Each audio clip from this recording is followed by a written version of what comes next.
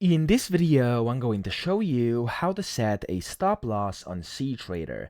Now, there's two ways to do this. The first one is if you don't have an order yet. So I'm going to go and actually enable the trade watch over here to see this. And I'm going to click on new order. And I'm just going to create a random new order. And as you can see here, whenever you set your volume and your market range, etc., you can add a stop loss just down here. Click on the check mark next to it. And then you can select your stop loss and a trailing stop as well if you want to. Click on place order, and there we go. Your order is going to be placed together with a stop loss, which you can see over here under SL under your positions.